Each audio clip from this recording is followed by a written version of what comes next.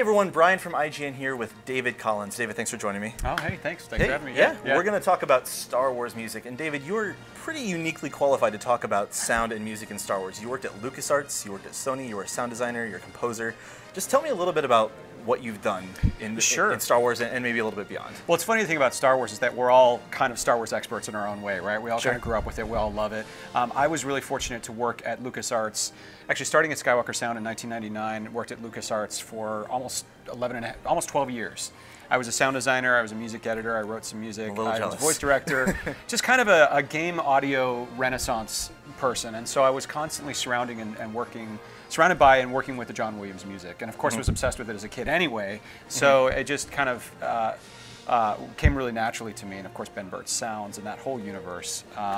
And then eventually started hosting at Star Wars Celebration and becoming a Star Wars host. And this year you were there as well, right? I was just there, in Anaheim. I was there this year hosting in the digital stage and the Rebels Season 2 premiere and Battlefront and all that really amazing stuff. Just because I love to talk about Star Wars, just like you. Sure. And we got involved with the guys over at Rebel Force Radio, which do an amazing Star Wars series of podcasts. And just started talking about music because I started life on a scoring stage at Skywalker and loved the John Williams music, and they said we should do a podcast about that.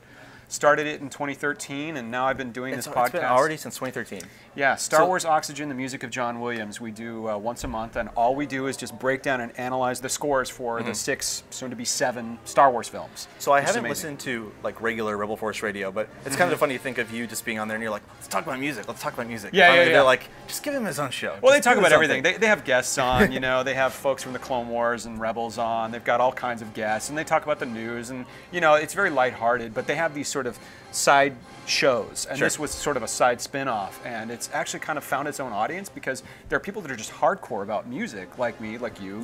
So I just got into it maybe 3-4 months ago or something like that, and you started with episode 4. Yep. And 1976, 77. I was excited, but I was like, I've seen each of those movies 15 times. Like, what more can I really learn? And then I just listened to like 2 or 3 of them, and I was like, I know nothing about Star Wars anymore. What is happening? Well, I had a very similar experience. I thought I knew the music inside and out, having worked with it and mixed it so many times. I mean, it was in Force Unleashed, it was in Republic Commando, it was in all the Starfighter games, the Lego games, all those games we worked on. Let's not forget Star Wars Demolition. You keep bringing up Star Wars Demolition, my first real quick, I was a kid and I loved Twisted Metal. And I love Star Wars. There you go. And I found out that they had combined. Yep. That's exactly it. Yeah. That was a tangent. I love Star Wars Demolition. Well, there you go. Yeah, I mean, even that, although that had some original music by Dave Levison in it, but it was still based on what John Williams did. And like the closer you look at the John Williams music, and this is the brilliant thing about it, is that you start to understand that there are so many storytelling Easter eggs in it. So one of the goals with my podcast, for example, was to talk about Star Wars music as a Star Wars fan, not as like a hardcore composer or musician. Certainly if you are, you're going to get a ton out of the show. But if you just love the main characters and you love the story, the music's going to inform a little bit more about how you watch that story and how you experience those moments. I agree. I think you let a little bit of that creep in, which is perfect. Yeah, because that expertise is really great. So I think I'm on Jedi right now, and you're on Attack of the Clones. Yeah, we so moved you went into 4, 5, 6, 1, 2, 3. And the interesting thing to bring up about the prequels is like there are people that love the prequels and there are people that don't. If you grew up on them, obviously you love them. See, I was 11 when the prequels came out. Right. When Phantom Menace came out, so it was perfect for me. Yeah. But one thing I want to talk about, you point out a lot of things about how John Williams changes his style over the movies. Yeah. And one of the things you point out is the use of voices. There's a little bit creeps in Empire, and then in Jedi there's Jedi Rocks and Yub Nub and episode 1 there's Duel of the Fates. What else really changed for this composer across 30 years of filmmaking? Sure. Well, first of all, I think it's really rare that a composer, and John Williams has said as much in interviews, it's really rare that a composer gets to work on the same franchise and revisit that sort of batch of themes, that catalog that he's created of themes and characters, and get to go back to those worlds, even the same planets, and in some cases with the prequels, the same sets, going back to the Moisture Farm and the Lars homestead. So how does that inform what you do? I mean, the biggest change that happened with the prequels, obviously, is that he was creating prequels. So he was literally writing in reverse. If you listen to Anakin's theme, so much of Anakin's theme is the Imperial March in reverse. I mean, he says as much. There's a lot of that kind of Easter egg storytelling in there. It's a beautiful theme. Yeah, it's really good. I didn't know that. You point out at one point, I think the Luke and Leia theme is pulled straight from the from the like, main title. Luke's theme. Yeah. And there's it little, gets, little bits like that, and you're sitting there with a piano as you talk I have about a piano, these, yeah. and you point out exactly what's going on, and like, trust me, if you think you know Star Wars music, you just don't. Like, you just don't. Right. Yeah. Well, yeah, like a great example is like Princess Leia's theme starts off with da da dee dee dee dee dee dee, right? Han and Leia, which is the love theme, is da dee, the same opening interval because they're related. It grew out of Leia. It grew out of Leia's theme. Da dee da da dee da bum bum bum bum bum bum. When it comes to Luke, yeah, you're thinking about with Luke and Leia's theme in Return of the Jedi. I argued that it was a pretty overlooked theme because musically, as I was really going through it, I realized that it was related to the main title because the main title, bum bum bum bum bum bum bum, right? If you in any melody, there's rhythm and there's notes, right? If you take the rhythm out of it and you just look at the notes, bum bum bum bum bum bum bum. You take the first 5, bum bum bum bum bum bum bum bum bum. There's Luke and Leia's theme, da dee da dee da da da da. So and they're so Luke and Leia's theme grows out of the main title, which back in 1977, if you look at the album liner notes, John Williams called the main title Luke's theme. Just like he called the Force theme, bum bum bum bum bum bum bum. He called that Obi-Wan Kenobi's theme, right? Of course, it changed with the prequels, right? So that was a huge change. Getting back to your original question, the prequels, the rules kind of changed, right? Because suddenly you're telling a different story with different characters, but you need it to feel like Star Wars. And you know, George Lucas was really kind of the first person to really that boldly go out and tell prequels like that. We've seen it, you know, since with a TV, or we've seen it with the Hobbit films, some stuff like that. But to actually have to design a film in reverse and then catch up at the end with Episode 4 is.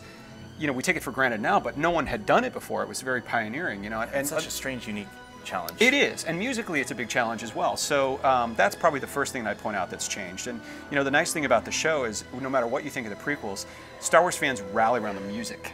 Right? They all kind of argued that the music is just incredible, no matter what it was. Maybe aside from like the sound of a lightsaber, nothing immediately says Star Wars like the music. Yeah, well, there's some really famous sound effects. So I'm a huge fan of Ben Bird. He's such a cool guy, really creative, still making sounds to this day. Just like John Williams is still writing music. That passion just burns forever, you know. Speaking of John Williams still writing music, he's the composer for Episode 7 for Force Awakens. Amazing. Well, right here, you heard it here first. Yeah. So you're not working on the film. This is no weird insider info or anything. No.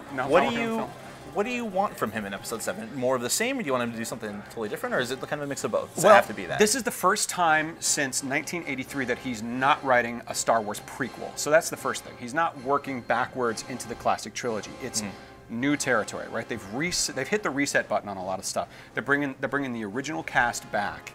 You know, I don't mean that they're throwing away the prequels or canon or anything like that, but we don't know what's going to happen. This is really exciting. Like even walking into a prequel movie, you knew, all right, well, Anakin's going to become Darth Vader. These two are going to have Luke and Leia. You know the end, but you're still there for the story. We don't know what's going to happen. We don't know anything. Yeah. We know nothing. So it's really kind of wide open, and so it really depends on the movie. You know, I was thinking about this even say with Rogue One. You know, we don't know how Rogue One's going to be. If it's going to look and sound like the Force Awakens and like the classic movies, or if they're going to stylistically do something that's a little bit more DC than Marvel. You know what I mean? Maybe darker in tone. We just don't know yet. Maybe the anthology films can sort of be that weird, different tone. We don't know. Not sure. We don't know, right? So it's really unknown. So it's kind of wide open for speculation. Having said that, I'd love to hear new themes for new characters. I'd love to hear a theme for Rey. I'd love to hear a theme for Finn, John Boyega's character. You know, Daisy Ridley, John Boyega.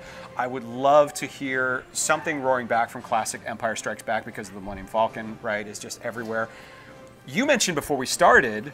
You want to say this? Yeah, I'll do it. So one of my favorite pieces in Star Wars is the Imperial March, which, as you point out, is not in A New Hope, which is very strange to me. It's not in A New Hope. And that's sort of like Vader's theme, the Imperial theme. And now we have the First Order and Kylo Ren and General Hux, and I feel like there's a cool theme waiting to be released. We got to have a theme for the First Order. Yeah, absolutely. Those characters need their own themes, right? For sure. And Captain Phasma, you got Gwendolyn Christie, who is just amazing. Captain Phasma is an awesome name. General Hux, Captain Phasma, they're doing pretty well. They're doing a good job. Yeah. So, and those costumes are incredible. I would love to see, Captain Phasma and some First Order march happening. I mean, the Trade Federation got their own march in the Phantom Menace. I think the First Order. If the Trade Federation gets it, the First Order gets it. I think so. Yep. All right. Well, thanks so much again for joining. There's going to be so much more talk about Star Wars music in the feature that this video is actually in. But David, thanks again for stopping by, and you're gonna be on IGN a little bit more. I'd love it. I'm a big fan. All right. And for more on Star Wars, please keep it right here on IGN.